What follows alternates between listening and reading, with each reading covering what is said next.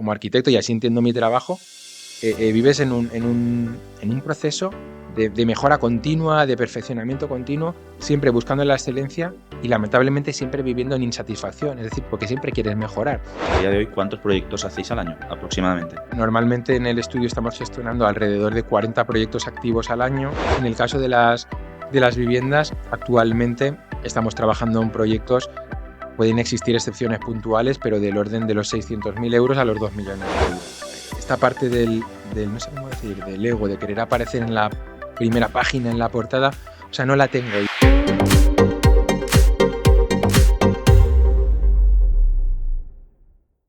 Bienvenido a Generación Empresarial, Rubén.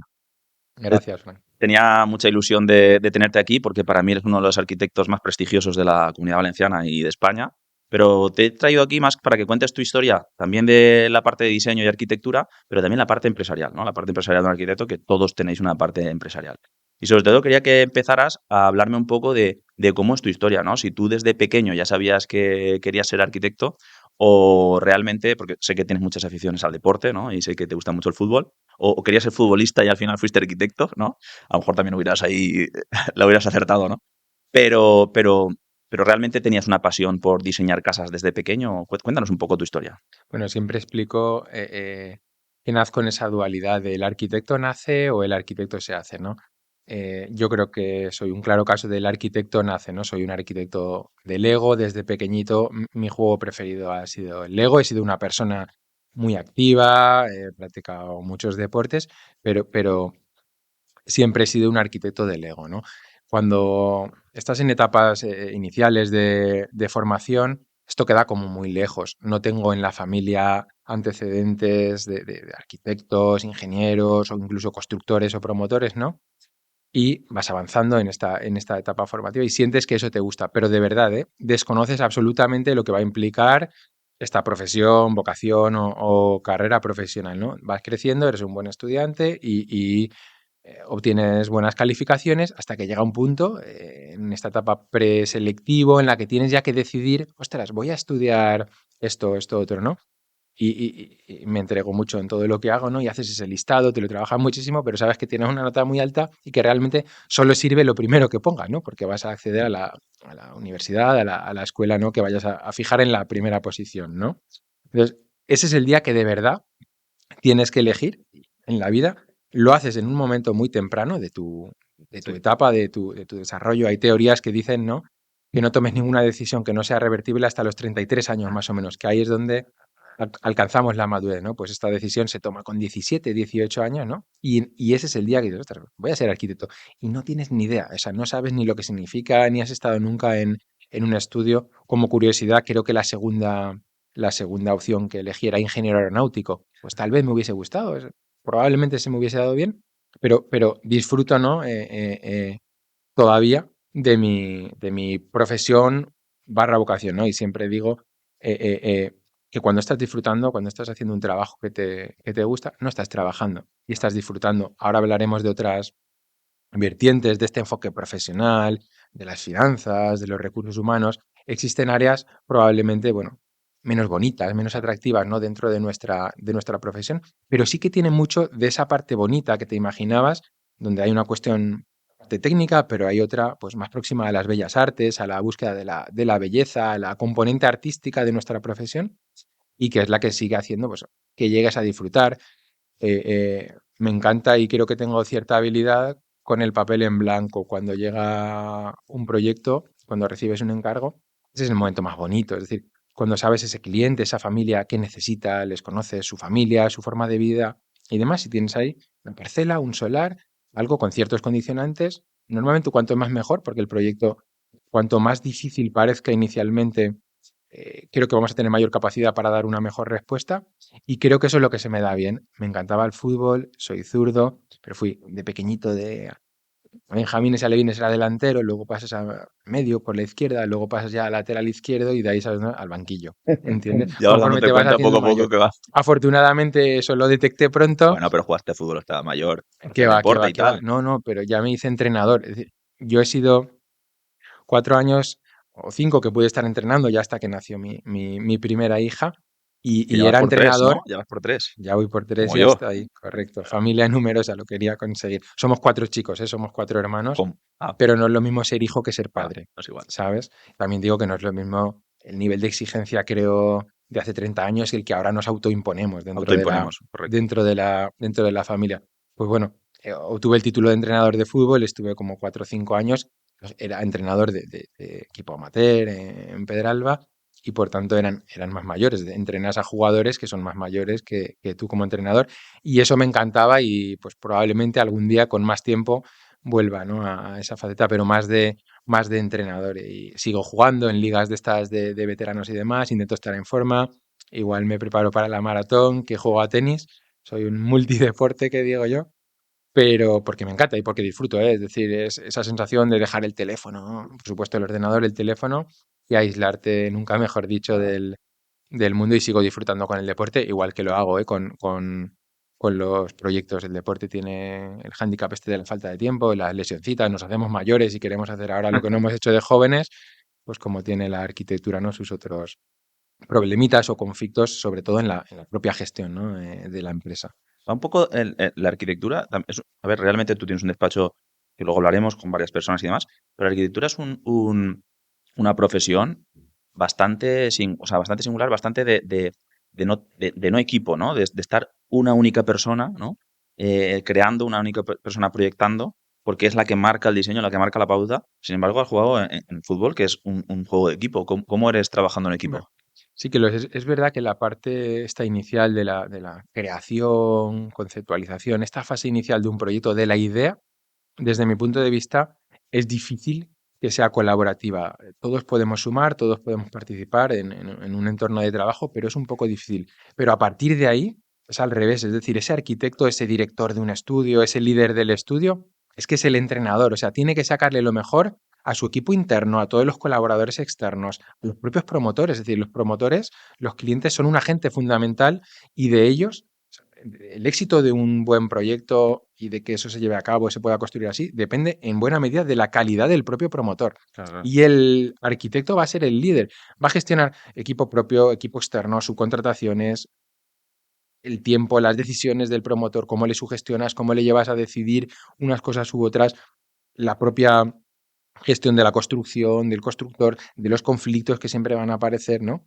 Entonces, aunque inicialmente aparente ser un trabajo creativo, individual, de ese técnico artista que realmente es el arquitecto, se acaba por convertir en un proceso, digamos, multifactor donde participan muchísimos agentes, en la Claro, porque realidad. si no, sería muy complicado gestionar los proyectos que gestionáis a día de hoy. ¿Cuántos proyectos hacéis al año aproximadamente? Estamos, normalmente en el estudio estamos gestionando alrededor de 40 proyectos activos al año, que vienen a ser aproximadamente 20 proyectos nuevos. Hay proyectos menores o otro tipo de servicios, ¿no?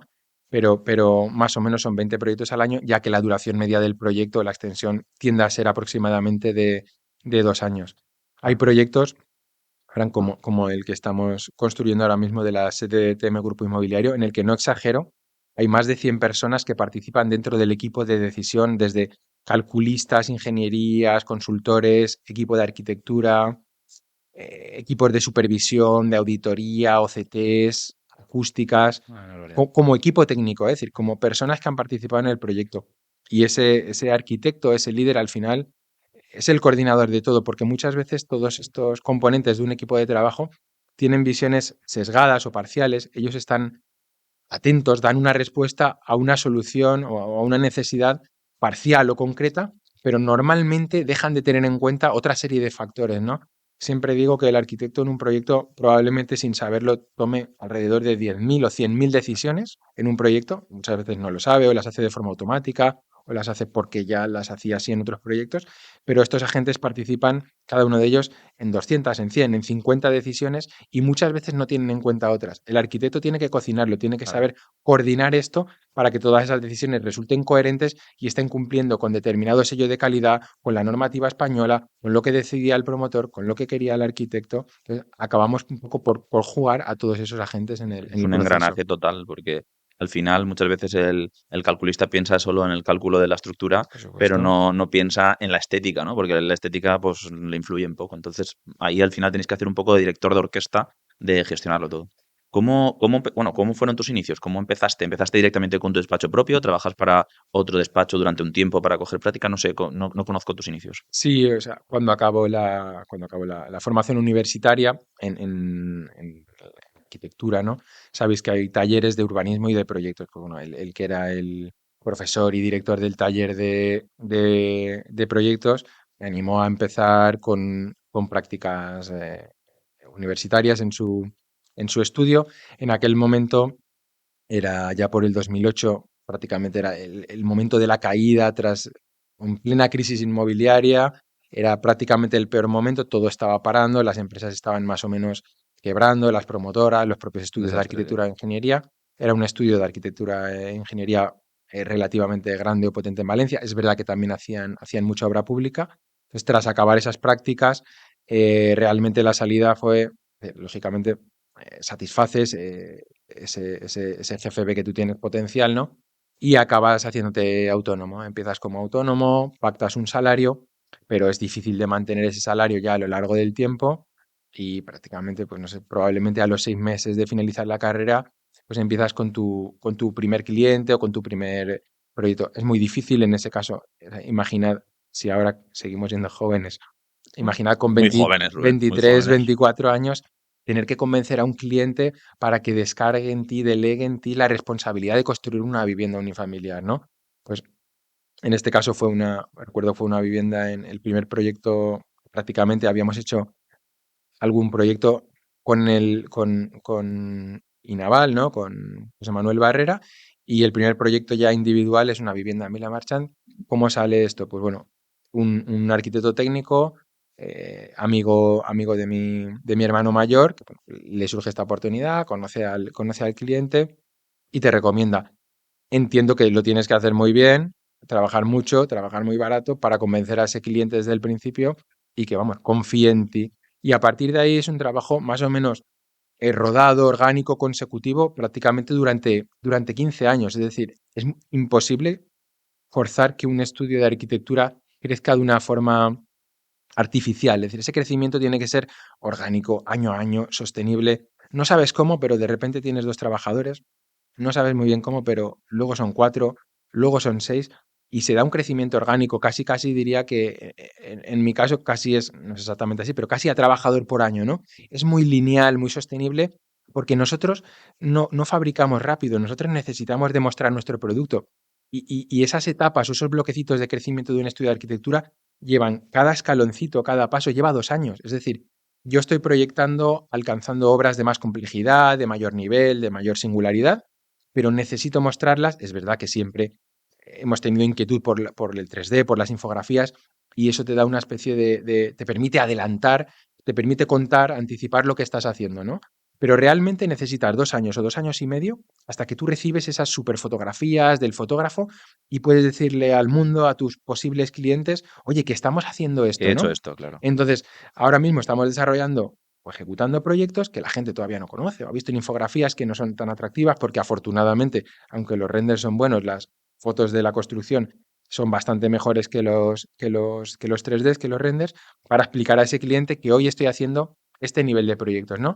Entonces, imagínate que hay como, llámale 5 o 6 generaciones casi en 15 años de estudio, 5 6 7 máximo generaciones o ciclos de mejora en el estudio, porque como arquitecto, y así entiendo mi trabajo, vives en un proceso de mejora continua, de perfeccionamiento continuo, siempre buscando la excelencia y lamentablemente siempre viviendo en insatisfacción, es decir, porque siempre quieres mejorar. Eso es un Eres síndrome, ¿eh? inquieto, Hay un síndrome, no recuerdo cómo se llama, pero el síndrome de las personas altamente inteligentes que pues siempre creen que nunca satisfacen lo suficiente lo que han hecho. Luego lo buscaré y te diré cuál es el tipo de síndrome. También el síndrome al revés, ¿eh? O sea, hay el pues síndrome que es el de David Kruger, creo, que es el tremendamente ignorante que siempre se cree que tiene la razón y ya, que se ya, cree que sí, es el sí, más inteligente. Pues hay otro a la sí, sí, inversa y eso suele pasar, ¿no? La gente que es tremendamente inteligente, podría. muy preparada para esto, que siempre piensa que no hace lo suficiente. Pues tienes esa sensación en el desarrollo, ¿no? Y siempre detectas áreas de mejora. Yo muchas veces lo comparo, como me gusta el deporte, con los motores de la Fórmula 1. No soy un experto, pero estoy seguro que las potencias, los rendimientos que obtienen, la no contaminación, con, vamos, la décima parte gasolina, en este caso, Claro. que podían consumir hace 5 años No, de hecho, ya o están hace... creando la nueva normativa de la Fórmula 1 de la FIA, ya la ha actualizado para 2026. Sí, Ellos sí, están creando el coche de aquí 2 correcto, años. Pasa un poco igual. pues en el proceso, en el desarrollo, en el servicio, en el tipo de proyecto, en el nivel de detalle al que se llega en un estudio de arquitectura, pero vamos, en el proceso integral, desde la gestión, desde cómo se tiene que tratar o atender a un primer cliente, desde cómo se tiene que enfocar el inicio de un proyecto, todo el desarrollo del proyecto, las fases, los solapes, eh, incluso aplicando mejoras a la propia construcción, que la construcción sea mucho más industrializada, que la construcción pueda ser mucho más ágil, con mucho menos residuos, mermas o pérdidas de material. Tenemos, tenemos no solo en el sector de la arquitectura, especialmente en el de la construcción, un ámbito de mejora, un recorrido de mejora Total. enorme, enorme, ¿no? Yo lo aplico directamente en mi empresa, en mi modelo de negocio. Cuando pienso, nosotros implementamos todo el entorno de Microsoft justo en el inicio del 2020, que coincide después con la pandemia y con el teletrabajo casualmente, y el inicio de la metodología BIM, con, digamos, la implementación de Revit en el estudio, ¿no? Cuando pienso, ¿qué hacíamos hace 5 años? Es que ahora mismo pensaría que es AutoCAD, ¿no? imposible Y tal. trabajar sin, sí, sí, en AutoCAD, por supuesto, pero ¿cómo nos organizábamos? ¿Dónde estaban las tareas? ¿Qué pasaba cuando no existía Microsoft Planner, Un Power Apps, poco más Power caótico, ¿no? BI? Todo. Claro, por supuesto, en Microsoft Teams, supongo que hablaríamos por WhatsApp, pero ahora mismo es que parece que no puedo vivir sin Microsoft Teams, ¿no? Pero vivía, ¿Y cuántas vivía, ¿no? reuniones nos han evitado el Microsoft Teams o el Zoom? Sí, Porque sí, yo recuerdo que iba a Madrid una vez a la semana porque tenía una reunión allí con un cliente, con sí, Iberdrola, sí, sí. que le trabajaba bastante. Y ahora yo no contemplo ir a Madrid para hacer una reunión como esta mañana, que he tenido una reunión de 9:15 a 9:45. O sea, teníamos que ir a Madrid. Cuando ya existía eso, lo que pasa es que no estaba normalizado y decían, oye, no, tú ven. Y Así ahora ir a es. Madrid para una reunión de media hora no tiene ningún sentido. Y íbamos. Es eficiencia pura, es Total. productividad. Y esto al final, digamos, ¿cómo acaba? Acaba revertido en el cliente final, en el consumidor. Pero esa persona va a recibir un producto de mayor calidad, de mayores prestaciones por el mismo coste, ¿no? Y vivimos, digamos, en ese sistema o en Mucho ese más modelo de analizado. mejora continua. Pues ahora que hablas de mejora continua, que a mí me ha sorprendido mucho, de hecho, como te sigo en las redes y voy viendo, también aparte, diseñar casas no tiene solo que adaptas a la normativa, que por supuesto, pero veo cambios en tus diseños. No sé si es porque la moda va hacia ahí Ujú. o porque yo recuerdo que tus viviendas eran muy blancas Sí. anteriormente y ahora poco a poco van a acabados más beige, más. Eso es por algunas formas diferentes, redondas, redondeadas en algunos casos, cuando antes eran muy lineales, muy rectas, ¿no? Era una cosa, yo veía una casa que habías diseñado tú Ujú. sin saber, sin tu firma, ¿no? Y Sin mi sabía que eras tú. cafelín, Es sí, sí. decir, yo sé la casa que ha diseñado Rubén Muedra en cuanto la veo. O sea, aunque no sepa ni de la existencia de ella. Yo veo el proyecto y digo, Sí, Rubén Muedra. O sea, te detalla mucho tu forma de diseñar. Sin embargo, últimamente, entiendo que será por la evolución del mundo, ¿no? De la sí. sociedad, he visto pequeños cambios. Te ¿Son explico así o un poco. cómo, o Sí, sí, cómo es van? así. O sea, eso forma parte de estos grados o ciclos de evolución que describía antes, ¿no? O sea, como arquitecto vas explorando. Una de las claves es buscar esa línea roja, ese límite. Pongo el ejemplo siempre de un voladizo, ¿no? Donde ya sabes, ostras, y no soy un gran especialista en cálculo de estructuras, pero ya sé hasta dónde puede llegar, ya sé cuándo se va a fisurar, ya sé cuándo esto está entrando en tracción, el hormigón aparece ahí la fisurita, oye, que no pasa El nada, pero límite. cuidado, ¿no? Pues eso lo haces en cualquier faceta o en cualquier ámbito del diseño. ¿Hacia dónde vamos ahora? Es posible que el estudio experimente o explore esa salida de la arquitectura monocromática, es decir, esa renuncia a la materialidad, a la textura que provoca esta arquitectura minimalista, del blanco, blanco negro, blanco vidrio, ¿no? Probablemente el estudio pasa a otras etapas. ¿Por dónde va esto? Va a seguir esta complejidad formal, esa complejidad constructiva, estas estructuras tan complicadas, donde casi el primer día estás colocando una estructura y el aluminio, hay mucha complejidad en ese sistema, en ese engranaje, para, vamos, para conseguir el resultado deseado, pero ¿hacia dónde va? Probablemente hacia una sinceridad constructiva, hacia una mejora de la durabilidad, es decir, por supuesto, estas viviendas tienen resueltos todo lo que son, no sé cómo llamarle, la forma de evacuar aguas pluviales y demás, de forma que las fachadas siempre se van a mantener limpias. Pero ir un poco más allá en cuanto a no necesidad de tanto mantenimiento en fachadas, utilización de materiales nobles, es un poco de los siguientes pasos y a veces están asociados. Esa sinceridad constructiva, oye, el mostrar un material como es, el evitar materiales que imiten a otros materiales, Esto también normalmente ayuda a la durabilidad, es decir, pues evitar el recurso. Si utilizabas un suelo laminado, por supuesto que si de verdad deseas madera, utiliza madera y si no, utiliza otro material. Idem con el porcelánico, ¿no? Recurrir a la piedra natural en vez del porcelánico. Trabajar un poco el acero, por ejemplo, ¿no? O sea, utilizamos este proyecto que te decía de Torrevieja, utiliza mucho acero, mucho vidrio. Recurrir a materiales nobles que en cierta medida te van a dar ese punto ahí de honestidad o sinceridad en la construcción y también normalmente esa calidad del material aporta durabilidad. Ahí hablo en cuanto a lo material. Después, nosotros como estudio de arquitectura o el arquitecto como diseñador, evitamos caer en modas o en tendencias pasajeras. Es difícil porque tú tienes que tener la capacidad de detección, entender si algo de verdad es una moda o es una evolución de la tecnología. Pues escuchaba algún compañero que dice, no, es que ahora solo iluminan con líneas. Evidentemente, es decir, aparece la tecnología LED y evidentemente tienes recursos muy interesantes para generar iluminaciones indirectas normalmente, lineales, y que ya no todos sean downlights circulares puntuales o placas de 60 por 60. Hay un avance, ¿no? Un Y la desarrollo. tecnología la incorporas. ¿Esto es una moda? Pues puede ser, es decir, que en el futuro tengamos otro tipo de iluminación y cambie. Esa forma de iluminar marca el momento del proyecto, marca el momento de esa vivienda, de esa oficina. Puede ser, ¿no? Pero todo lo que son, sobre todo en cuanto a materialidades o revestimientos que son claramente detectables como moda pasajera, la industria lo ocurre en menor grado en la de la construcción, por supuesto ocurre en la industria de la moda o la industria Totalmente. textil, incita al consumo, ¿no? Y creo que nosotros debemos salir, debemos evitar esta línea. Ya luego viene la línea conceptual, es decir, tú como arquitecto estás proyectando de una forma que sientes que es la correcta, ¿no?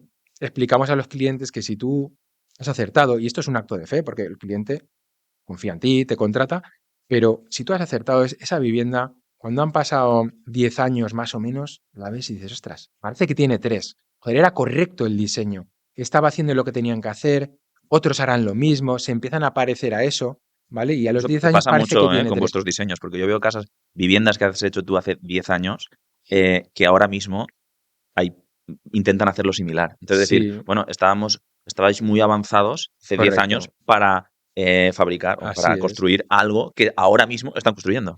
Y si te equivocas, ocurre lo contrario. Hay viviendas que tienen 3 años, vas Claro, a verlas y dices, debe tener 10. claro, No, no, tiene 3. Se equivocó. No es que tenga chorretones, es que se equivocó. Es decir, es que no era momento de construir así claro. o de esa forma, ¿no? Esto es un poco, o sea, puede ser subjetivo, pero yo creo que también tiene una especie de componente técnica u objetiva, ¿no? Y tienes que tener esa habilidad o esa capacidad para detectar cómo tienes que construir. Que la vivienda, el proceso de construcción sufrirá un proceso de de industrialización, de implementación de la tecnología. O sea, no lo dudemos. Por ejemplo, la industria del automóvil está muchísimo más avanzada que la de la construcción. Que las viviendas tenderán a aproximarse a ese sistema, seguro, seguro, no lo dudo. Pero hay que construir o proyectar avanzados al momento, pero con la coherencia de la disponibilidad Sí, claro. de medios, de recursos humanos, de materiales que tenemos en cada momento. Y antes cuando hablabas sobre eso, sobre la nobleza de los materiales, hablabas de acero, hablabas de piedra, hablabas de madera. Claro, eso es un nicho de mercado de un poder adquisitivo, bajo mi punto de vista, ¿eh? Yo no estoy tanto en el día a día como tú, pero un nicho de mercado con un poder adquisitivo alto. Es decir, vosotros ya con la cantidad de proyectos que hacéis, de viviendas, las he visto, que estos diseños, este tipo de viviendas, este tamaño de viviendas, ya empezáis a filtrar clientes, cuál es vuestro cliente y cuál no puede ser vuestro cliente. ¿Hay alguna forma de desarrollo en el protocolo de venta? Es difícil, es difícil. Yo creo que de una forma indirecta los honorarios profesionales, es decir, el nivel de Se filtran. honorarios, están provocando ese filtrado. Pero lo explico y puede parecer incorrecto, pero cuanto más te motiva un proyecto, vas a poder ofrecer unos honorarios más bajos. Si ese proyecto es menos motivante, por el motivo que sea, por el tipo de Ujú. cliente, por el emplazamiento, el tipo de proyecto, esos honorarios lamentablemente van a ser más altos. Nosotros tenemos una especie de configurador de honorarios, ¿no? Pero al final, de verdad que lo que consigue que unos honorarios sean más o menos ajustados es el interés, la motivación por ese proyecto, por lo que sea, ¿eh? Y no Sí, necesariamente sí, el hecho de que una vivienda sea más grande y con un presupuesto más alto es un factor determinante, es un condicionante, por supuesto, es decir, sí, claro. el negar que el presupuesto condiciona la calidad, el nivel del proyecto, es equivocarse y siempre hay una relación. Pero siempre explico que nosotros trabajamos, a veces digo, o sea, que hacemos magia, es decir, la repercusión que tiene el arquitecto en un proyecto, no sé si es de un más menos 30%, de un más menos 50%, no hablo de una cuestión únicamente económica, es decir, la mayoría de nuestros proyectos obviamente son para autoconsumo, son para uso propio. No hablo de un rendimiento en más 30% en una rentabilidad porque es un inmueble para venta, que podría serlo. Hablo en cuanto a la satisfacción del cliente, en cuanto a cómo se ajusta ese proyecto y ese inmueble, esa casa, esa oficina construida a esas necesidades previas que tenía el constructor. Claro. Y ahí siempre les digo que gratis, que reciben un detalle más, que cuando la utilizan, eso es mucho mejor que esos planos que vieron, que aquellos renders tan realistas que vieron y que tienen eso, una especie de 110% de satisfacción, ¿no? Que has logrado superar esas expectativas iniciales del cliente. Y un poco ese es el objetivo de cada proyecto. O sea, dicho esto, nosotros somos excelentes optimizadores de presupuestos y conseguimos muchas veces que muchos de nuestros proyectos aparenten haber contado con un presupuesto mucho mayor del que pensáis, o sea, del que Sí, sí. realmente ha tenido. ¿Son viviendas, no sé cómo llamarle, económicas, accesibles para todo el mundo? Bueno, probablemente no, pero que es muy relativo esto de un cliente, de qué es un cliente de nivel alto, un nivel medio alto. Bueno, que con clientes que cuentan con presupuestos no extremadamente altos se consiguen resultados muy llamativos, muy funcionales y muy duraderos, seguro. Y eso es la magia del arquitecto, que al final es ese líder que decía al principio y cuya relevancia, o sea, cuya capacidad de mejora, de optimización en todo el proceso es absoluta. Sí, porque cuando tú coges a un cliente, por ejemplo, que es un doctor que no tiene ni idea de construcción, va muy perdido. Entonces él no sabe el valor de las cosas, no sabe lo que le estás diseñando, si es caro o es barato. Entonces necesita ahí un poco la batuta del director de la obra. Vuestro nicho de mercado, por alguna forma decirlo, pero hablabas de no son viviendas realmente de poder adquisitivo bajo, ¿verdad?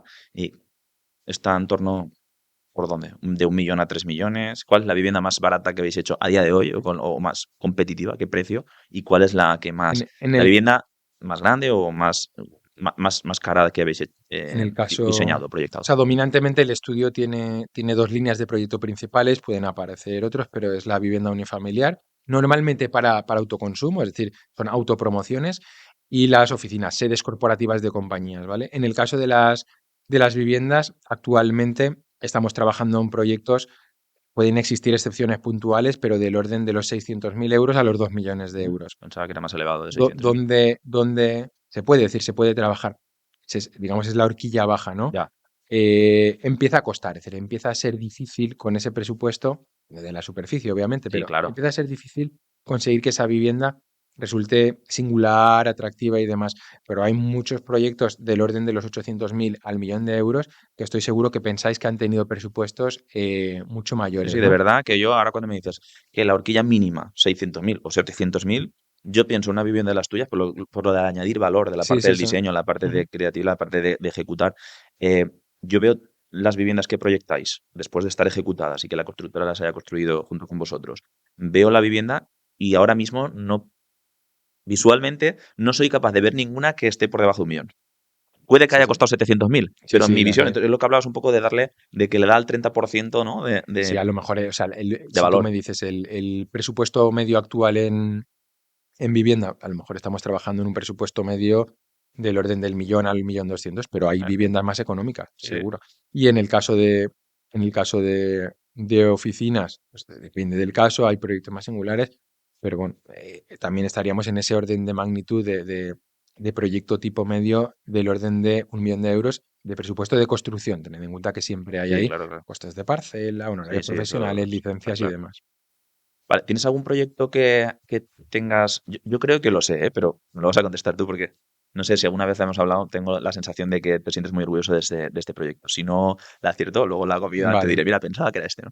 Pues, ¿algún proyecto que te sientes realmente orgulloso de que dices, hostia, es un proyecto que me ha molado mucho de lo que he hecho? Sí, hay varios proyectos, o sea, ¿Tendrás alguno, que uno en la retina a lo mejor que que te dices, marcan, pero por diferentes motivos. Mira, los dos primeros proyectos en los que te sientes, es decir, te sientes libre, coges ese papel en blanco y dices, ostras, he tenido una idea, la llevo a cabo, satisface al cliente, el cliente es un excelente cliente, un excelente autopromotor, ha confiado en ti, te deja hacer. que son Casa Bri Soleil en Picaña, Ujú. que es una vivienda que lamentablemente ha sido bastante dañada, bastante Vi las afectada fotografías, me supo fatal por la por la pareja dana. y Sí. por la pareja me supo fatal, Mm, porque además tuvieron una llamada con la constructora diciéndole, por favor, ayudarme y tabicarme la planta de arriba porque me están robando, sí, encima sí, que se lo ha sí, llevado sí. toda la dana, ya Sí, me sí. están robando todo y lo único que me queda aquí es la parte de Pues, arriba. en- Un año tendría sí, o sí. una cosa así. Esas Casa Nobel están muy próximas. Casa Bri Soleil y Ah, Casa pues Nobel pensaba que era. están en la misma situación en Picaña y muy próximas al barranco. Casa Nobel es un poquito más reciente, Casa Bri Soleil ya es una vivienda, no sé exactamente, pero yo supongo que del orden ya de los 10 años o 11 Ah, años, vale, ¿no? pensaba que era Por la eso otra más digo que, nueva. como que les tienes especial cariño por ser esos primeros clientes que confían en ti, pues en aquella edad en la que te tienes que dejar un poquito de barba para parecer un poco más mayor de lo que eres, ¿no?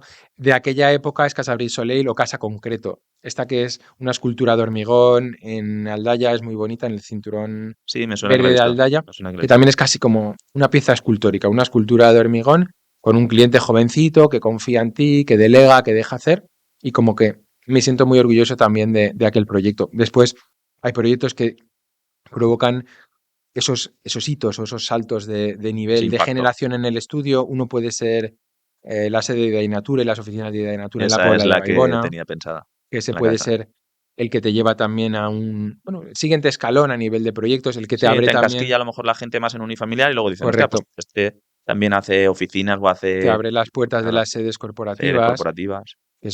Empiezas vía concurso, es decir, recuerdo que en aquel concurso participamos 7 estudios de arquitectura y yo era el más joven de todos. Y es difícil, ¿eh? Y joder, que deleguen en ti ganarte la confianza de ese cliente, ¿no? A partir de ahí, Y con la proyectos, exigencia que hay en esos hmm, proyectos, además, porque va por tiempos, por no sé qué.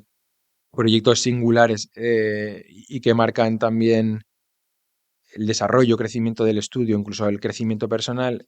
Casa Wisdom es diferente porque actúas como autopromotor, ¿no? No tienes a esa parte del cliente, imaginas cómo sería tu vivienda ideal y se convierte en un proyecto experimental en cierta medida, ¿no? Tener esa suerte de tomar tus propias decisiones te permite, bueno, innovar, arriesgar un poco más todavía de lo que ya lo hacemos habitualmente en los proyectos. Hay casas luego donde experimentamos y que pueden ser también muy atractivas, muy representativas. Casa Oriol, Casa Vertical en Algemesí, que son casas muy especiales. Son bloquecitos de hormigón blanco, visto, esculturitas muy, muy bonitas, que es un Casa poco vertical es relativamente nueva, reciente, ¿no? Es la del claro, hormigón visto blanco correcto. con... Que es también una Es pieza muy preciosa. cuidada, tanto exterior como interior, O sea, y es que como hacer esa fachada con hormigón blanco, que no cambie la textura, que muy tal, que esté así complejo. desarrollada, muy complejo. De hecho, yo vi volviendo a hacer alguna pared. Sí, sí, sí, hay un.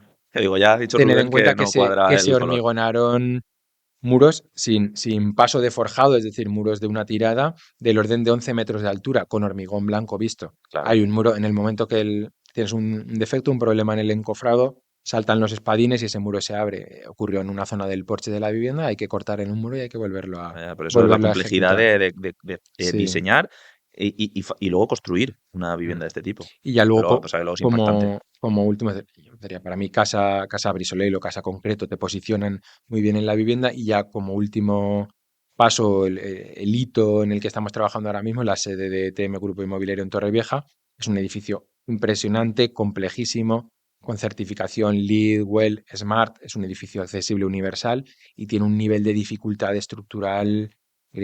Trabajamos con voladizos, digamos, normalizados, como si fuese la solución tipo del estudio del orden de 6 metros, es decir, el edificio está lleno de voladizos de 6 metros, pero tiene varias zonas con voladizos que sujetan a una planta o a otra planta de 11 metros u 11 metros y medio en dos direcciones. Es Ostras. decir, imaginad un apartamento de 120 metros cuadrados y no tiene ningún pilar, que está totalmente en el aire, ¿no? Entre otras muchas Y dificultades o eso se consigue situaciones. haciendo contrapesos detrás y tirantes, ¿no? Entiendo. Hay Haciendo... cerchas, es decir, hay estructuras de hormigón muy pesadas, se trabaja con forjados de mucho canto y con ábacos o capiteles que prácticamente son Nos aligeran. piscinas de hormigón que están compensando a esos vuelos Tela. y ya en las partes singulares hay tirantes de acero o hay cerchas.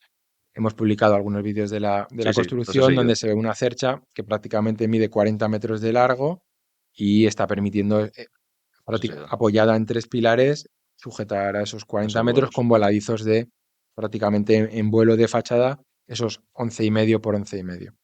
Por terminar con el diseño, con la arquitectura, vamos a pasar un poco a la parte empresarial.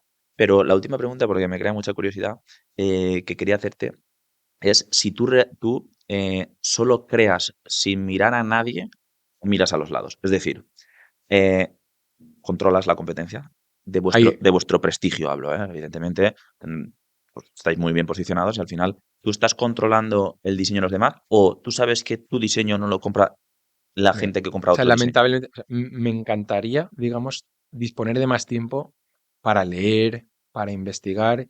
Bueno, por mi forma de vida, mi vida tanto profesional como personal, me lleva a disponer, lamentablemente, de poco tiempo, ¿no? Para esta faceta y de verdad que me gustaría hacerlo más. Pero por supuesto, es decir, el arquitecto se inspira, el arquitecto tiene referencias, es natural, ha ocurrido en esta componente que decía antes artística, el que era aprendiz del maestro después se va a convertir en el maestro, por supuesto. Entonces, por supuesto que hay referencias, vamos, en cada tipo de proyecto hablamos de viviendas, hablamos de oficinas, de arquitectos tanto valencianos, nacionales como internacionales, que están haciendo un excelente trabajo. Creo que en este caso el nivel de la arquitectura valenciana, pese a que por escala Valencia, pues bueno, puede ser, Mm. no sé, la tercera, la cuarta parte de Madrid o Barcelona. Sin embargo, cuando analizamos, vemos referencias de estudios que están relativamente bien posicionados en Madrid, que pueden ser superempresas de arquitectura, por Sí, sí. supuesto, pero desde el punto de vista de la calidad del proyecto, en Valencia hay arquitecturas, hay estudios muy, muy buenos. Y no digo que no los haya, por supuesto los hay en Madrid, porque hay más Sí, sí, estudios, hay pero es más verdad que para el habitantes, tamaño que tiene yo también correcto. veo que hay Pero como hay como su, 5 despuntando muy sí, fuerte. hay super estudios, pero son casi super empresas de arquitectura.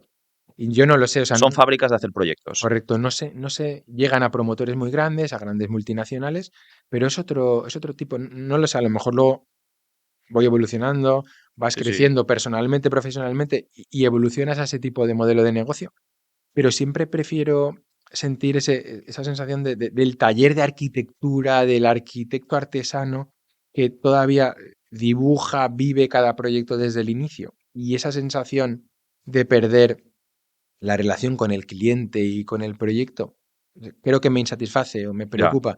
Probablemente puede ser un error porque Bueno, por mi o forma de no. ser intento controlar, intentas llegar a todo, sabes que tienes que delegar, sabes que tienes que confiar en tu equipo, pero tienes una especie de componente innata que te lleva a querer controlarlo todo Pero son estilos de personas. Al final, y de empresa, ¿no? y También de al final. empresa, claro, son estilos. Hay gente que. Yo sé que. O sea, yo sé que no hay ni un proyecto que no pase por ti. Mm. Por lo menos en la parte de diseño. Luego, evidentemente, tienes tu equipo Sí, que te por hace un montón de supuesto. cosas.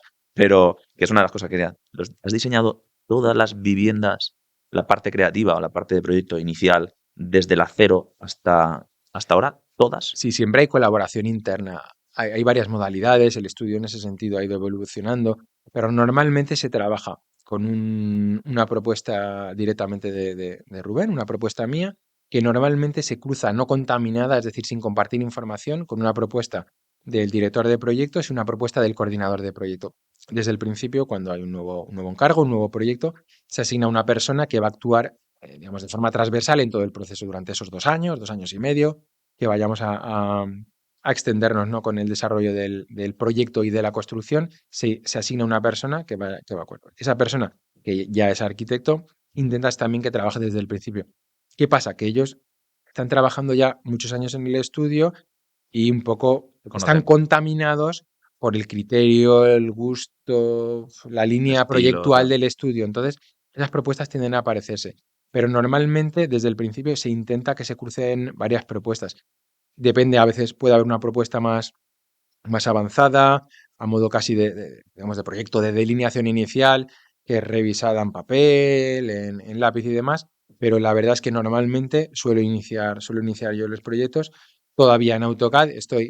Después de la formación de Revit de hace 4 años con Enseñem, estoy volviendo a reciclarme porque siento que perdemos el tiempo. Hay una Ya. desoptimización cuando Tienes vuelvo a que empezar duplicar a cosas. dibujar los proyectos en AutoCAD porque te sientes más cómodo, porque no tienes tiempo e intentas ser más rápido en AutoCAD, pero es un error porque esto luego va a volver otra vez a, Ya. a Revit, ¿no?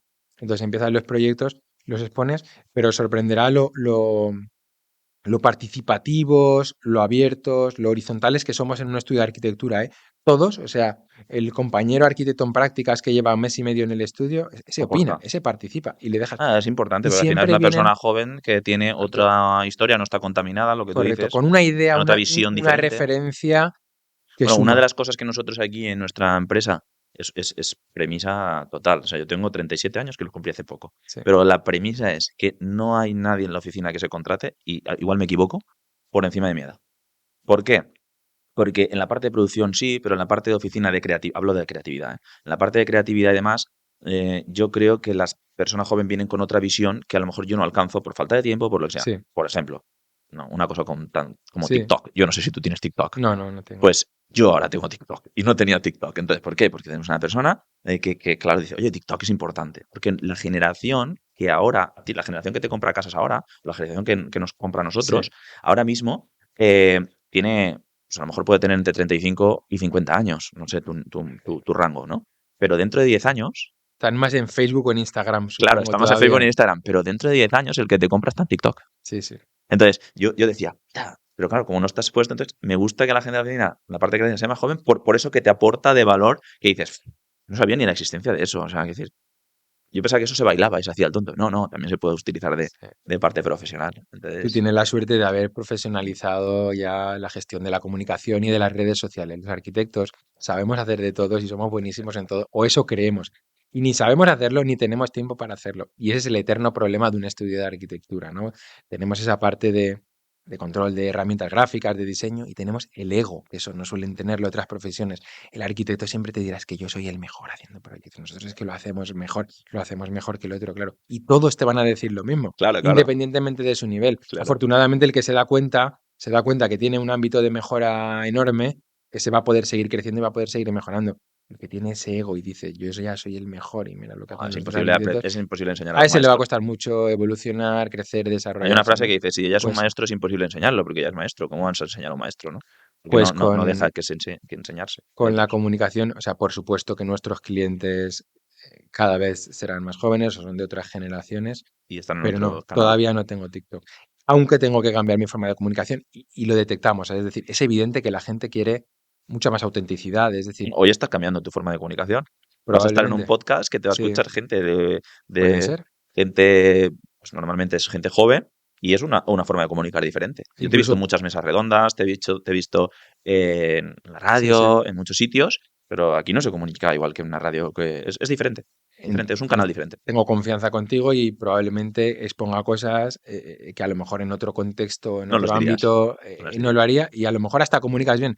Pero de verdad que esta parte no sé cómo decir, del ego, de querer aparecer en la primera página, en la portada, o sea, no la tengo y no soy una persona No, no, yo te que conozco y no. sienta que me siento cómodo delante de la cámara, en la foto, en el vídeo, pero probablemente, y es una decisión pues también a tomar y a implementar, lo que la gente quiere es esa autenticidad, ¿no? Pero quiere verte a ti y en contextos o en entornos normales, ni superproducidos, ni superestudiados, ni La marca personal. postproducidos, La marca personal. y seguramente, pues bueno, Sí, sí, tendré que realmente valorarlo, pero lo tienes claro, pero es ujú, así. Yo no sé si ves a José Elías, que es un empresario muy grande de España, que habla mucho por podcast y demás. A este no lo conocía ni Cristo, y era el 32 más rico de España, la 32 empresa más grande además también de España, sí, y no lo conocía ni Cristo. Ahora lo conoce todos, tiene una autoridad de marca brutal, porque yo creo que la gente cada vez compra menos la empresa. Quiere ver, esa sí compra la persona, ¿no? empresa, la marca, pero quiere ver la persona detrás de la Ujú, marca. Yo se lo decía el otro día a otro invitado, al presidente Isabel, le decía, es que la gente quiere saber quién es el sí, presidente Isabel. Está claro que puede ser que la empresa sea buena, la compañía tal, pero quiere ver quién es la persona. ¿Por qué?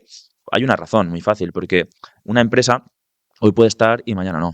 Es mi teoría, ¿eh? Pero sí, una persona, si está aquí dándote la cara y explicándote las cosas sí, a sí, ti en persona, no se puede cambiar la cara.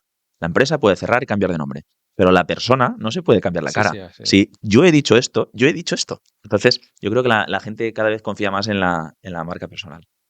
Bien, antes te decía de pasar a la parte empresarial.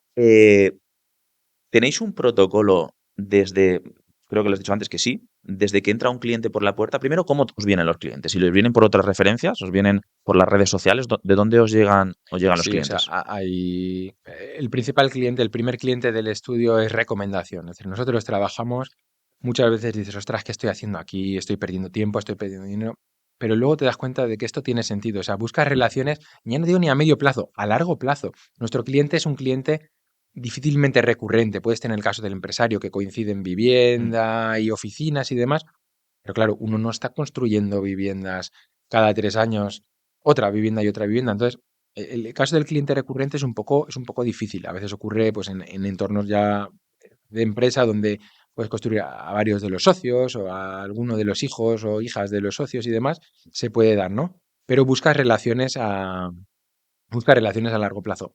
Y esa funciona siempre. Prácticamente, no sé qué porcentaje de éxito establecer, el 80% por dar un porcentaje de cliente que viene recomendado por otro cliente, que hay una referencia clara de un cliente que ya ha trabajado con el estudio, va a resultar, digamos, un lead exitoso, ¿no? Un lead ganado. Ese es el primer tipo de cliente. Después, hay algún cliente menos ubicado que no tiene esas referencias, tal vez de fuera de Valencia, que utiliza Google, búsqueda directa en Google, o tal vez redes sociales. Normalmente, o sea, por supuesto, generas clientes, pero es un porcentaje bastante más bajo de los La clientes conversión es más baja, sí, porque van más a y precio, de, miran más cosas, y han de mirado los lo mismo. clientes del Es estudio. como calentarte una puerta, ¿no? Alguien te calienta una puerta, va, digo, oye, a mí me ha hecho la vivienda, este despacho, estoy muy contento, el diseño, estoy súper contento con la vivienda, ves, Pero entonces es más también, o fácil. sea, afortunadamente, como el producto, pese a que no le dediquemos el tiempo o la inversión necesaria a la difusión de nuestro producto, porque a veces, o sea, todo es mejorable en web, en comunicación, en redes sociales, como el producto es bueno, es atractivo, o sea, con poco esfuerzo extra, Sí, sí que consigues atraer, digamos, nuevos clientes, clientes no referenciados, en este caso, pero que de verdad, y nos sentimos más cómodos y se nota mucho esa satisfacción del cliente que viene referenciado por otro que ya cliente de hace viene. 6 años, de hace 8, de hace 10, alguno Sí, sí, más bueno. reciente incluso, y el principal canal de entrada de clientes sigue siendo el boca a oído, la recomendación directa. ¿Tenéis un cliente entra por el despacho? ¿Tenéis algún protocolo claro de cómo se atiende un cliente desde el inicio? ¿O no? ¿Tenéis Sí, algo protocolizado todo? o sea, está escrito, hay procedimientos y procesos y hay una especie de patrón. Nosotros tenemos un listado en Excel que se automatiza y se lanzan planes donde se describen todos los procesos desde que el cliente llama, desde que entra un lead, una oportunidad de nuevo cliente, hasta que nos despedimos del cliente con la paella después de la sesión de fotos, la entrega de las fotos. Ahora se les entrega un obsequio después de ese día de la sesión de fotos y demás, bueno, a modo de pequeño detalle, ¿no? Con el agradecimiento a Sí, sí, todo sí, sí. ese periodo, ¿no? que has compartido, porque a partir de ahí el Hostia, es que 2 arquitecto. años casi te haces amigo del cliente. Correcto, el arquitecto te va a acompañar durante esos 2 años aproximadamente, pero luego se va a diluir. Entre comillas, empieza a desaparecer de tu vida, puede Sí. aparecer alguna acción de acompañamiento post-obra, pero el arquitecto se va a diluir. Sin embargo, eres muy importante porque has creado su hogar, ¿no? No sé, si fuese una cuestión de una relación únicamente Claro, mercantil, sí, es diferente. profesional, Pero es es su que vivienda, es creas su su casa. vivienda y esto es muy importante, incluso en cierta medida o sea, el grado de bienestar, de satisfacción de esa familia va a depender, ¿no? del éxito de tu trabajo, de tu proyecto. ¿Tuviste algún reto al inicio? Cuando abriste un reto sí que te acuerdas, un desafío importante cuando abriste el despacho, cuando empezaste como autónomo. Es difícil, en ese sentido no he sido una persona, o sea, soy ambicioso, puedo ser exigente, pero el decir, establecer un reto a nivel de, ostras, quiero llegar ya a este tipo de proyecto, o quiero llegar ya a este nivel de honorarios, o a este nivel de facturación anual. No, es todo como muy, muy natural, orgánico, sostenible. O sea, el Te ha llevado el crecimiento, camino. correcto, se da porque sí. No tenemos un plan de negocio, un plan de viabilidad, una estrategia a 3, 5 que te diga dónde tienes que pasar, que deberíamos tenerla, seguro. No, no, Pero, me pero río porque cuando has dicho el plan de negocio, todos los invitados que han venido aquí, empresas de facturaciones de 100 millones, 200 millones, incluso hay alguno con más facturación que ha estado invitado aquí en el podcast, todos dicen lo mismo. El plan es que no hay plan. Entonces digo, ¿cómo que el plan? O sea, si facturáis 100 millones, yo pensaba que esas empresas que facturan 100 millones tienen un protocolo súper estandarizado, que todo el mundo está todo monetarizado. Dice, el plan es que no hay plan. Nosotros hacemos un plan. A 5 años nos dimos cuenta que no acertábamos ni una y lo hicimos a uno. Y el plan a uno, el plan está bien para tener un guión y para tener una guía. pero luego vas cambiando sobre la marcha. Dice, y eso es lo que realmente hace las empresas grandes, que puedan, ¿no?, driblar, ¿no?, los Sí, conos por y supuesto. los desafíos que van Tiene surgiendo. de agilidad, La agilidad flexibilidad, de ¿no? cambiar. Pero esto depende del CEO, del director, de la visión. O sea, es una cuestión de anticipación, esa capacidad para detectar. Nosotros somos muy de Excel y de Power BI. Analizamos mucho, tenemos muchas métricas de control, de productividad, de rendimiento, de cómo están funcionando los leads, de la contratación, de la media de honorarios, de... Conversiones, tal. Correcto. Pero hay algo ahí, no sé, intangible, que no te lo dan los números, que es la sensación, que por cierto ahora mismo estamos en una sensación, desde mi punto de vista, extraña en el mercado inmobiliario, donde sigue habiendo mucha demanda, muchísima aceleración, pero con precios que empiezan a estar muy lejos del poder Hoy adquisitivo escuchaba una noticia del del, 80% de demanda superior a la del existente. valenciano. Es posible que en la ciudad de Valencia esto ocurra porque ya queda confinada, el crecimiento está muy limitado y hay una especie de limitación casi natural o territorial, ¿no? Pero está ocurriendo no en la provincia, no sé, en toda Todos sitios. España, en toda la provincia, ¿no?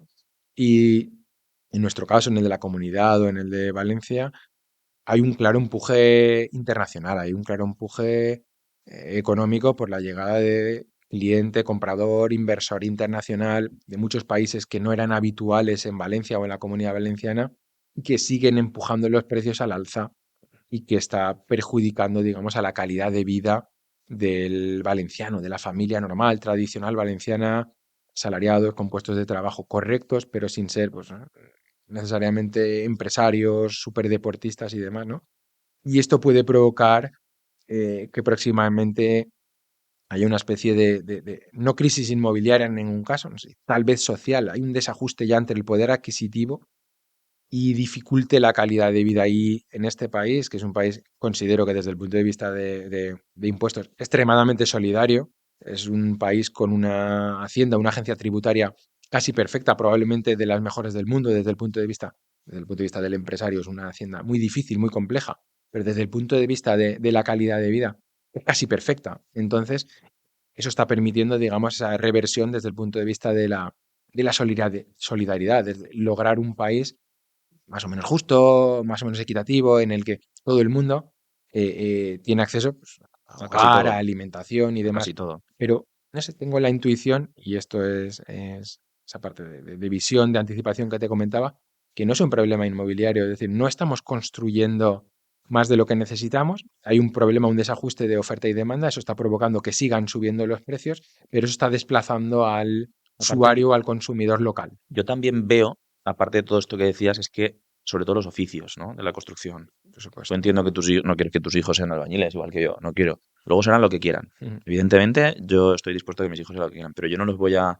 encaminar a que sea albañil o estructurista, además, porque sabemos que es un trabajo duro, que pues está pagado en ocasiones, es muy volátil, hay muchos condicionantes. Entonces, nosotros queremos la seguridad para nuestros hijos. Entonces, educamos a los hijos a que pues se saquen su carrera, que trabajen en un puesto seguro, que tengan, seguro hablo, no económicamente, porque hay albañiles que ganan mucho dinero, pero seguro en que no tengan que estar subiendo un andamio, no tengan el Sí, riesgo sí. laboral que tienes si estás en la construcción.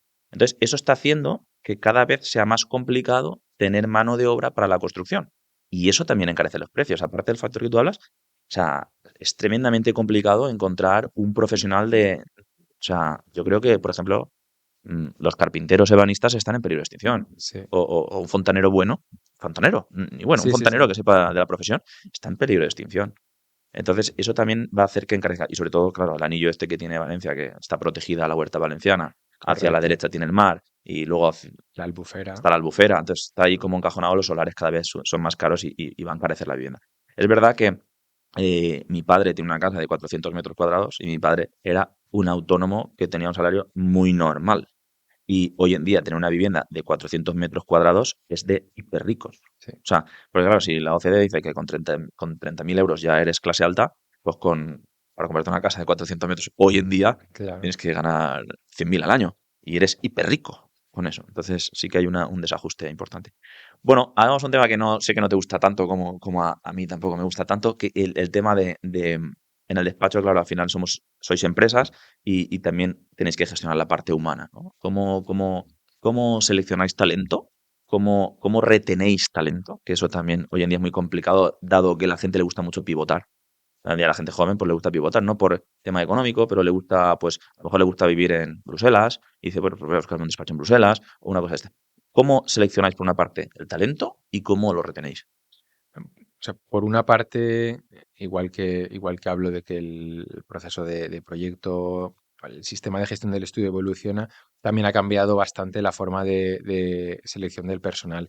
Hay etapas en las que recurres a empleados mucho más jóvenes, con menos experiencia, incluso a gente con todavía en etapa formativa y demás.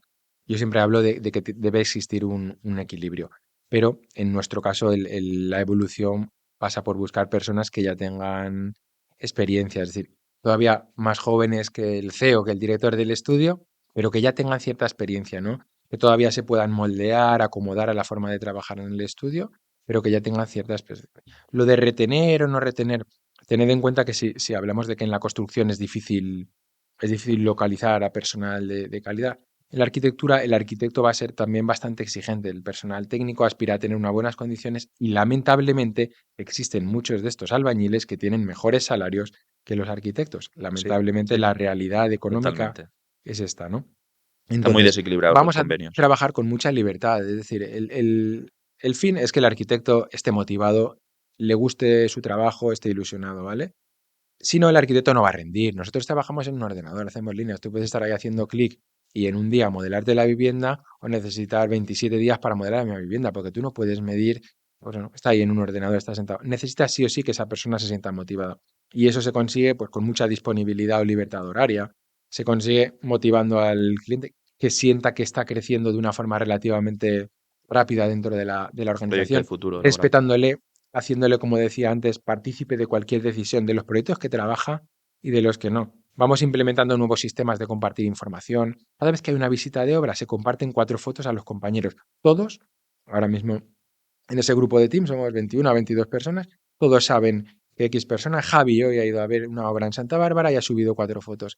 2 del estado general de la vivienda, 2 de los últimos avances, ¿no? Hay ciertos protocolos que permiten agilizar ese proceso de aprendizaje compartido, ¿no?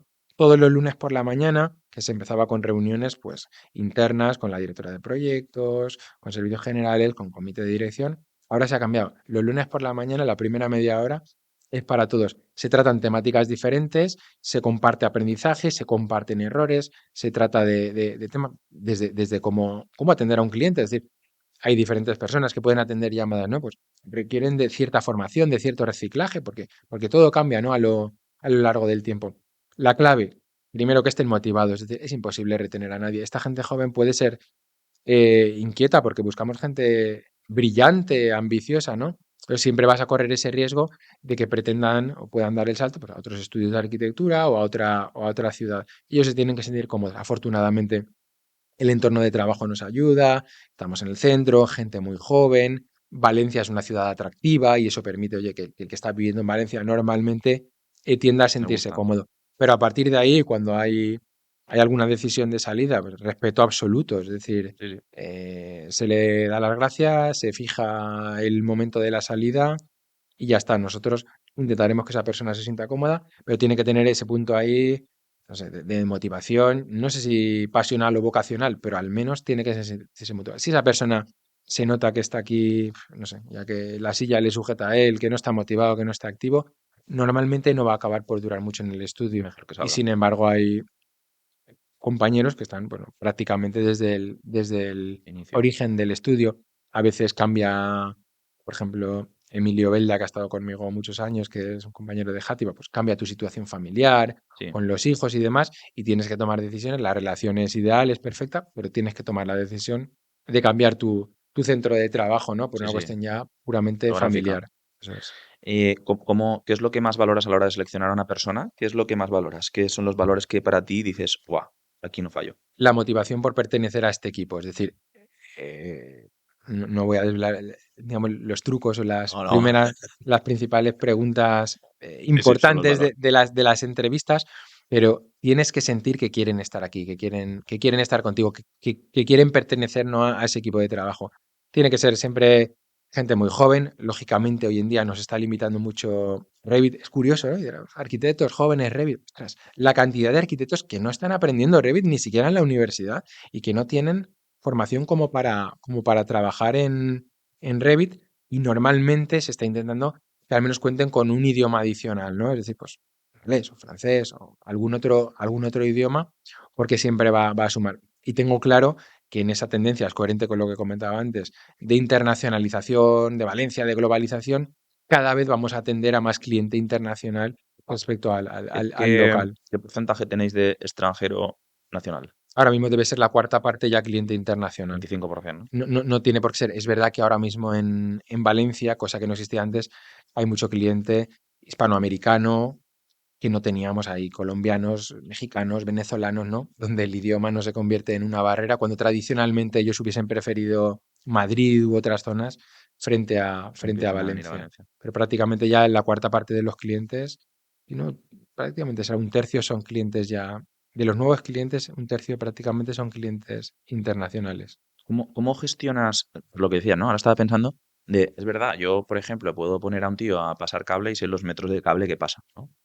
Pero en un despacho, un tío que está creando, ¿no? Proyectando una vivienda, cómo se, ¿no? Cómo sabes el, el trabajo, ¿no? Que está haciendo? ¿Cómo sabes lo productivo que es? No me salía la palabra. Sí, ¿Cómo sabes lo productivo que es esa persona? Porque ¿cuánta gente tenéis en el despacho ahora mismo? somos 20 personas 20 nada más, personas. ¿no? ¿Cómo se cuadra ahí la productividad Mira, de la gente? la principal dificultad es que no tenemos tareas equivalentes, que no tenemos los roles, es decir, en una estructura de un estudio de arquitectura mediano del orden de 15 a 20 personas, los roles son claramente diferentes, es decir, hay pocas personas que están haciendo lo mismo, entonces resulta un poco complejo el compararlo. Estoy seguro eso es un sistema propio. El otro día que estaba preparando documentación para las certificaciones ISO que hemos obtenido ahora, la Ah, 9001 y la 14001, le di un nombre, ¿no? Y es RM Business Intelligence, ¿no? Es un sistema propio creado a partir de bases de datos y de Power BI,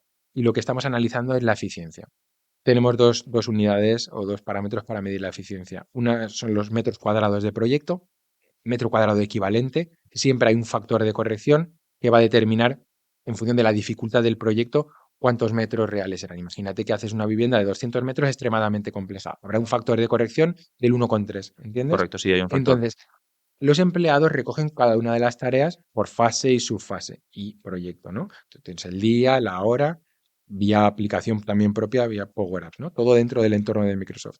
Entonces estás pudiendo medir en cada momento, es decir, en cada mes o en cada Ujú. trimestre, analizar el rendimiento. Entonces, ahora aproximadamente, que será un dato que te suena chino, la producción media del estudio está del orden de los 44 metros cada 100 horas de trabajo. Es un ratio raro, ¿verdad? Porque tú controlar las Sí, productividades, pues es muy extraño. O sea, eso los estudios de arquitectura normalmente ni lo van a trabajar. Trabajas por intuición, por sí, sensaciones. pero en ese caso, yo haciendo sin números gordos, yo sé que 600 horas sería una vivienda de 240 metros, más o menos, o 250 metros, aproximadamente, ¿no? Si son 44 horas cada Correcto, 100 correcto. metros, es 44. multiplicar por tal. Sí, sí, Una sí. vivienda de 250 metros, pues puede costar el orden de 600 horas de trabajo para este proyecto. Correcto. Aprox. Sí, Sí, sí, pero está muy bien. O sea, es que es súper complicado. Ayer hablaba con sí, una persona de recursos humanos cómo medir la productividad de X cosas. Es decir, porque yo, si hay un pintor que está pintando, sabes que hace X metros. Pero en la parte creativa, en la parte de diseño, en la parte de programación, ¿cómo cuantificas eso? Muy difícil cuantificar. Que está claro que nosotros, eh, yo hablo de mí y sí, sí, entiendo que tú también, siempre pensamos que las personas producen lo máximo que pueden. Pero claro, hay un factor que determina la producción, que es el claro. presupuesto en el cual tú vendes tus honorarios, tú Sí, vendes sí, el proyecto, no puede costar más. Será a veces y hay errores y se cometen, y hay cosas que se complican por lo que sea, pero somos empresarios que al final eres un despacho de arquitectura que creas que das solución a tus clientes, pero tienes que ser rentable, porque si no hay rentabilidad, la fiesta no funciona. Hay 20 exacto. familias que están viviendo gracias al trabajo bueno, al trabajo que se realiza en el despacho. Entonces, cuantificáis por, por metro cuadrado y por factores de Sí, complejidad en este que tenéis configurador que totalmente. te decía de presupuestos, ese es uno de los parámetros, pero tened en cuenta que no es el último. El emplazamiento o la ubicación de la obra, hay un grado un coeficiente siempre de dificultad. No necesariamente, es decir, tanto presupuestos bajos como presupuestos altos van a aportar mayor dificultad. Hay una especie de presupuesto estándar en el que puedes sentirte más cómodo, ¿no? Si el presupuesto es más ajustado, contrariamente a pensar que tus honorarios deberían ser más bajos, Más vas a complejo. tener que tener más trabajo y después, si el presupuesto vuelve a ser más alto, va a existir también una especie de extra trabajo. Los metros, la superficie es evidente, el emplazamiento, el grado de dificultad y hay una especie de parámetro que es el grado de interés. Es decir, hay proyectos que por lo que sea son estratégicos y prefieres hacerlos aunque el margen o la rentabilidad Una sea menor. vivienda en la milla de lujo de Valencia que dices, ostras, aquí la va a ver todo Cristo. Es un Por ejemplo, el ¿no? cliente, Por el por la cliente, por las, ubicación, las eso es, relaciones del cliente o por la... eso es. ¿Tienes un objetivo en los próximos? Sé que me has dicho que no tienes un plan, Mm, pero ¿tienes un objetivo de decir, mira, bueno, me decías antes que empezaste con 0 proyectos, sí, sí. empezaste de nuevo y ahora estáis en el orden de 40 proyectos a día Activos al activos, año, sí, pero sí, 20 terminados, 40 correcto. activos, porque yo entiendo que como son de 2 años, Correcto, correcto. llevas En con... diferentes fases, Es pero deslizante eso es. pero bueno, de 0 a 40 es una barbaridad. De Sí. 0 a 40 proyectos son muchos proyectos para un despacho de arquitectura a la vez, ¿no? ¿Tienes un objetivo en cantidad de proyectos o vas sobre la marcha? No, tal vez por establecer un reto, empezamos a participar también en concursos. Siempre hemos trabajado prácticamente 100% sector privado, ¿no? Cliente privado, y empezamos a participar en concursos de la administración. Ya tenemos, por supuesto, pues, desde las certificaciones ISO a ratios de facturación, a experiencia que te pueden exigir. Entonces empezamos a trabajar en concursos y tenemos pues, una especie, un equipo de trabajo, ¿no? Que se está destinando ya a concursos de arquitectura y eso te puede llegar o te puede permitir llegar a proyectos tal vez más singulares, más representativos, a pública concurrencia, que son proyectos donde el arquitecto también puede hacer un buen trabajo, aportar mucho valor añadido, diferentes a los del segmento privado, ¿no? A la oficina o administrativo y a la, Exacto. Ahí, a por la ejemplo, vivienda. como va por licitación, no sé, yo entiendo, no lo sé, pero el tema de la licitación muchas veces hay un factor que es el precio, que es muy Sí, importante, pero yo creo que en el tema de la arquitectura, cuando quieres hacer, por ejemplo, un monolito en una rotonda que sea de sí. repercusión alta, no creo que o sea, no debería ser la licitación, el precio no debería ser relevante, porque debería ser, ¿no? La propuesta, Sí, en el entiendo. caso de servicios profesionales, yo no soy un experto en ley de contratación del sector público, pero si no me equivoco, las licitaciones tienen una limitación del 49% por parámetros objetivos o de estimación directa, como es el económico. Entonces, habitualmente puedes encontrar concursos que ronden pues desde el 45% del peso del puntaje por criterios económicos al 25%. Se suelen mover en ese escenario, pero hay contratos menores, hay mucha variabilidad en el tipo de contratos, pero los concursos habituales o que resultan interesantes para un estudio de arquitectura se están moviendo en ese ratio. Puede haber una parte que normalmente ronda 5, 10 puntos por experiencia u otros condicionantes y ya el resto, pues el 51, el 55, el 70% ya depende de criterios subjetivos, de juicio de valor, de calidad, que es donde nosotros estamos empezando a participar, es decir, en concursos que de verdad los trabajas, en los que hay una buena propuesta, hay una propuesta de calidad Claro. para de Y que verdad sea la obtener propuesta. una puntuación alta en la parte subjetiva. Pues bueno, prácticamente comenzamos ya a final del 24 y ahora mismo estamos trabajando ya en dos nuevos concursos de la administración. Bien. Bueno, ya para terminar, quiero que me digas cómo te ves tú dentro de 10 años. Esta pregunta es difícil, ¿eh? Sí, es difícil, pero cualquier empresario se la tendría que hacer. Supongo que con más tiempo libre, es decir, no sé si lo conseguiré, pero probablemente pudiéndole dedicar más tiempo a mi familia, a mi mujer, a mis 3 hijos y al deporte, que prácticamente es mi hobby, ¿no? Mi afición. Ojalá lo consiga antes. Es un reto, pero como el estudio continúa, la empresa continúa en constante evolución o crecimiento, parece que ese líder, ese director, tiene que seguir estando ahí, ¿no? Seguramente esto lo consiga cambiar, sí, pero todavía necesito más experiencia. Seguramente sea ahí. En cuanto a la visión empresarial, probablemente con un estudio también de una escala intermedia. No me imagino una mega empresa, una mega factoría de proyectos de arquitectura donde se pierda el alma, el cariño, el detalle, la atención de ese cliente a la persona, al proyecto.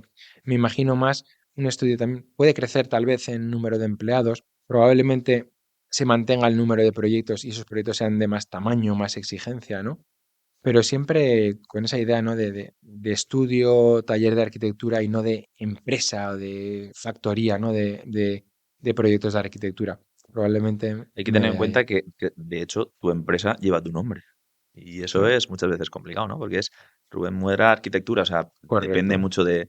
¿Tienes Eh, pensado cómo, Es cómo una delegar duda, esa parte? es una duda. ¿Cómo Probablemente, delegar esa parte? probablemente se deba, para conseguir ese objetivo se deba dar una transición y se tenga que abrir la empresa a entrada de parte del equipo que actúen como socios y que permitan delegar y adquirir mayor responsabilidad a todo ese equipo, digamos, de Y es una forma también de directivo retener talento. o de arquitectos, correcto. Y vamos, no dudes que no tengo ni tendré ningún problema en pasar a un segundo plano y en hacer una reconversión de la sociedad, del nombre comercial, sin ningún problema. Es decir, puedes seguir siendo ahí el líder o el director, pero no tendré ningún problema en renombrar, ¿no? a la A mí me empresa. encanta cuando los empresarios siempre, cuando dicen eso, ¿no? Porque a veces es tu niño, es tu hijo, Sí. tú lo has fundado, tú lo has creado, tú lo has hecho crecer, tú lo ves, estáis en un despacho, estáis en la calle Sorní todavía, ¿no? Ujú. Estáis en el centro de Valencia, un despacho bonito, tal, o sea, todo lo has creado y dices, ¡fua! ¿Y yo cómo pasar eso, no? Es una parte del ego que hay que saber dejar a un lado, ¿no? Yo estoy obsesionado con delegarlo absolutamente todo. Creo que tengo varias de mis Sí, empresas ya te delegadas. admiro, te admiro. Pero es eso, ¿no? Yo creo que tú eres una persona que eres capaz de hacer esto, porque las empresas, lo decía el otro día uno, las empresas valen dinero cuando no vende la persona, aunque conozcan la persona detrás del proyecto. Es decir, si mi empresa vende porque soy yo Frank Mateu, pues no vale dinero, porque Frank Mateu puede irse, vender esta empresa, montar otra y vende Frank Mateu. El día que venda la empresa X, esa empresa vale dinero, porque ya vende de forma automática. De hecho, nosotros ya, yo no cojo el teléfono, prácticamente me llamas tú, me llamas Sí, sí, sí. una persona así, pero yo no cojo el teléfono. Entonces, ya vende automáticamente, la empresa es una máquina de vender sola y de fabricar y de gestionar todos los proyectos, de gestionar los procesos. Tal. Pues tengo esa duda existencial, ¿no? No sé si dentro de 10 años lo conseguiré. No tengo ninguna duda en dar ese paso atrás o ese paso al lado. O sea, el nombre seguro que se cambia. Lo que sí que tengo dudas es sobre si conseguiré educarme o reeducarme. Es una cuestión de forma de ser. Es decir, lo quieres controlar todo, eres tan perfeccionista que siempre detectas Sí, área de eso pasa. mejora, correcciones a aplicar, pero Yo lo tengo más fácil que tú, pero soy un poco, pues bastante más yo soy más caótico, entonces ya no tengo, necesito el control absoluto. Pero sí, tomo, pero sí. vamos, el reto y en el podcast de dentro de 10 años Hay que hacer un 2.0. Hay que hacer un 2.0. analizaremos un poco si se han cumplido estos objetivos. Muy bien. Gracias, Rubén, por haber asistido aquí. De verdad que me complace mucho tenerte aquí, de verdad, porque tenía mucha ilusión, sabes que me dedico al sector y quería tenerte como invitado en el podcast. Así que muchísimas gracias por venir. Gracias a vosotros por la invitación. Gracias, Frank. Gracias.